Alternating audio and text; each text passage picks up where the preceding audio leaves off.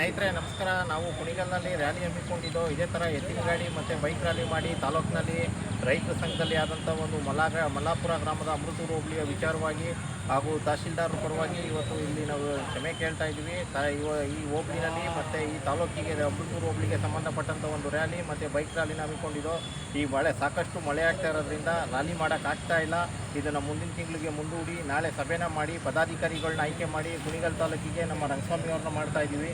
ಅದೇ ಥರ ಪದಾಧಿಕಾರಿಗಳನ್ನ ತುಮಕೂರು ಜಿಲ್ಲೆಗೂ ಕೂಡ ನಮ್ಮ ನಾಗರಾಜನವ್ರನ್ನೂ ಮಾಡ್ತಾ ಇದ್ದೀವಿ, ಯಡಿಯೂರು ಹೋಬಳಿಗೆ ಇವ್ರನ್ನ ಮಾಡ್ತಾ ಇದ್ದೀವಿ.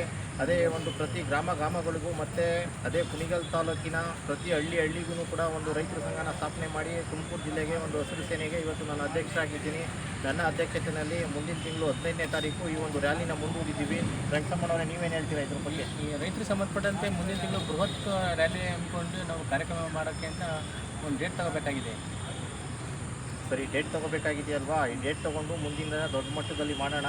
ಈಗ ನಾಳೆ ಒಂದು ಕಾರ್ಯಕ್ರಮದ ಬಗ್ಗೆ ಹೇಳೋದಾದರೆ, ನಾಳೆ ನಾವು ರ್ಯಾಲಿ ಮಾಡ್ತಾ ಇಲ್ಲ, ಹಾಗೆ ಮತ್ತು ಅದನ್ನು ಪದಾಧಿಕಾರಿಗಳನ್ನ ಆಯ್ಕೆ ಮಾಡಿ ಐಬಿನಲ್ಲಿ ಒಂದು ಕಾರ್ಯಕ್ರಮನ ಮಾಡಿ ದೊಡ್ಡ ಮಟ್ಟದಲ್ಲಿ ಕುಣಿಗಲ್ ತಾಲೂಕು ಮತ್ತು ತುಮಕೂರು ಡಿಸ್ಟಿಕ್ನಲ್ಲಿ ಖಾಲಿ ಇದ್ದಂಥ ಎಲ್ಲ ಪದಾಧಿಕಾರಿಗಳು ಹಾಗೂ ಜಿಲ್ಲಾ ಉಪಾಧ್ಯಕ್ಷರುಗಳು, ಗೌರವಾಧ್ಯಕ್ಷರುಗಳು, ಕುಣಿಗಲ್ ತಾಲೂಕಿನ ನೂತನ ಅಧ್ಯಕ್ಷರಾಗಿ ಇವರಿಗೆ ನಮ್ಮ ರಂಗಸಮ್ಮನವ್ರಿಗೆ ಯಾರಿಗೆ ರಂಗಸಮ್ಮನವರು ಕೊಟ್ಟಿದ್ದೀವಿ, ಯಜಮಾನರಿಗೆ ಗೌರವಾಧ್ಯಕ್ಷರು ಮಾಡ್ತಾ ಇದ್ದೀವಿ. ತುಮಕೂರಿಗೆ ಗೌರವ ನಿಮ್ಮ ಹೆಸರು ಅಂಜನಪ್ಪನವ್ರನ್ನ ತುಮಕೂರು ಗೌರವಾಧ್ಯಕ್ಷರು ಮಾಡ್ತಾ ಇದ್ದೀವಿ.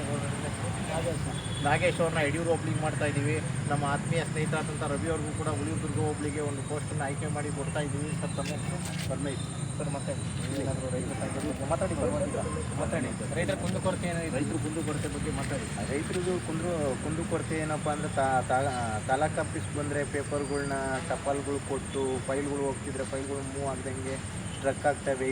ಅದು ರೈತರುಗಳಿಗೆ ಯಾವುದೇ ರೀತಿ ಕೆಲಸಗಳು ಆಗ್ತಾಯಿಲ್ಲ. ಅದರಿಂದ ಈ ಒಂದು ಸಿಸ್ಟಮ್ನ ಮಾಡ್ತಾಯಿದ್ದಾರೆ. ಇದನ್ನು ಇದೇ ರೀತಿ ಮಾಡಿ ಎಲ್ಲರದನ್ನು ಕೂಡ ಕುಂದುಕೊರತೆ ಅವರು ಬಗೆಹರಿಸಬೇಕು ತಹಸೀಲ್ದಾರ್ ಅವರು ಅಂತ ಕೇಳ್ಕೊತೀವಿ. ಸರ್, ಇವಾಗ ಕುಂದುಕೊರತೆ ಅಂದರೆ ನಾನು ಅಂದ್ಕೊಂಡಿರೋ ಪ್ರಕಾರ ತಹಶೀಲ್ದಾರರು ಎಷ್ಟೋ ಧೂಳಿರ್ತಕ್ಕಂಥ ಫೈಲ್ಗಳನ್ನ ಇವತ್ತು ಕೆಲಸ ಮಾಡಿ ಮುಗಿಸೋರೆ. ಹೌದು, ಈಗಿರ್ತಕ್ಕಂಥ ತಹಶೀಲ್ದಾರರು ಹಿಂದೆ ಏನು ನಡೆದಿದೆಯೋ ಏನೋ ಗೊತ್ತಿಲ್ಲ. ನಾನು ಈ ತುಮಕೂರು ಜಿಲ್ಲೆ ಅಧ್ಯಕ್ಷರಾಗಿ ಬಂದಾಗ ಸುಮಾರು ಫೈಲ್ಗಳು ಪೆಂಡಿಂಗ್ ಇದ್ದು, ಅದು ಎಲ್ರಿಗೂ ಗೊತ್ತಿರೋ ವಿಚಾರ. ಇವತ್ತು ಮೂವ್ ಆಗ್ತಾ ಇದೆ. ಯಾವ ಡಿಪಾರ್ಟ್ಮೆಂಟಲ್ಲಿ ಆಗಿರ್ಬೋದು, ಇನ್ನೊಂದರಲ್ಲಾಗಿರ್ಬೋದು. ಅವತ್ತು ಇವರು ನಮ್ಮ ಜಿಲ್ಲಾ ಉಪಾಧ್ಯಕ್ಷರು ಇದ್ರು, 12 ಗಂಟೆಯಿಂದ ಒಬ್ಬರು ಲೇಡಿ ಕಾಯ್ತಾರೆ. ಅವ್ರದ್ದು ಇವ್ರು ಯಾವುದೇ ಒಂದು ಪೇಪರ್ ಎಕ್ಸೆಪ್ಟ್ ಮಾಡಲ್ಲ. ಮತ್ತು ನಾವು ಬರ್ತೀವಿ ಅಲ್ಲಿಗೆ. ಎಷ್ಟು ಗಂಟೆ ನಂಗೆ ಇವರು ಬಂದಾಗ 11:30 ಅಲ್ಲ, ನಾವು ಬಂದು ಹೋಗಿ ಮಾತಾಡಿದಾಗ ಅವ್ರು ತಗೊಂಡಾಗ ಎಷ್ಟು ಗಂಟೆ? 1:30 3 ಅವರ್ ಕಾಯಿಸಿ ತಗೊಳ್ಳುವಂಥ ವಿಚಾರಗಳಿದೆ. ಸರ್ವೆ ಡಿಪಾರ್ಟ್ಮೆಂಟ್ ಆಗಿರ್ಬೋದು, ಇವೆಲ್ಲ ಒಂದು ಸರಿ ಮಾಡ್ಕೊಂಡು ಹೋಗ್ತಾ ಇದ್ದೀವಿ. ಇವಾಗ ಆಲ್ಮೋಸ್ಟ್ ಈ ತಾಲೂಕಲ್ಲಿ ತಹಶೀಲ್ದಾರರು ಕೂಡ ಅದನ್ನು ಸರಿ ಮಾಡ್ಕೊಂಡು ಹೋಗ್ತಾವ್ರೆ. ಅವ್ರಿಗೂ ಕೂಡ ನಿಮ್ಮೆಲ್ಲರ ಪರವಾಗಿ ಒಂದು ಅಭಿನಂದನೆಗಳನ್ನ ಸಲ್ಲಿಸ್ತಾ ಈ ಒಂದು ಕಾರ್ಯಕ್ರಮನ ಮುಂದೂಡಿದ್ದೀನಿ ಅಂತೇಳಿ ನಮ್ಮ ಕಾರ್ಯಕರ್ತರುಗಳಿಗೆಲ್ಲ ನಾನು ರೈತರ ಕುಂದುಕೊರತೆ ಏನಿದ್ರು ಮುಂದೆ ನಾವು ಹಂತವಾಗಿ ನಿವಾರಣೆ ಮಾಡ್ಕೊಂಡು ಹೋಗೋ ಥರ ಮಾಡುತ್ತೀವಿ.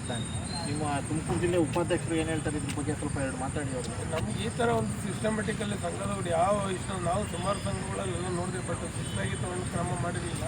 ನಿನ್ನೆ ನಮ್ಮ ಇವರು ವಿಜಯ್ ಸರ್ ಜೊತೆನಲ್ಲಿ ಹೋಗಿ ಅಲ್ಲಿ ಕೆಲಸಗಳೆಲ್ಲ ಮಾಡಿದ್ದು ನೋಡಿ, ಕಾರ್ಯವೈಖರಿಗಳು ನೋಡಿ ನಮಗೆ ಸೇರಲೇಬೇಕು ಮಾಡೋಣ ಅನ್ಸ್ಕೊಂತ ಅದರಿಂದ ನಾವು ಸೇರ್ತಾ ಇದ್ದೀವಿ. ಮುಂದಿನ ಕೆಲಸಗಳಲ್ಲಿ ಏನೇನು ನಾನು ಅಧ್ಯಕ್ಷ ಆದ್ಮೇಲೆ ಯಾವ ಥರ ನಡೀತಾ ಇದೆ? ತುಂಬ ಚೆನ್ನಾಗಿ ನಡೀತಾ ಇದೆ. ಆ ಒಂದು ವಿಚಾರಕ್ಕೋಸ್ಕರ ನಾವು ಸೇರುತ್ತೀವಿ. ಆ ಸಿಸ್ಟಮೆಟಿಕಲ್ಲಿ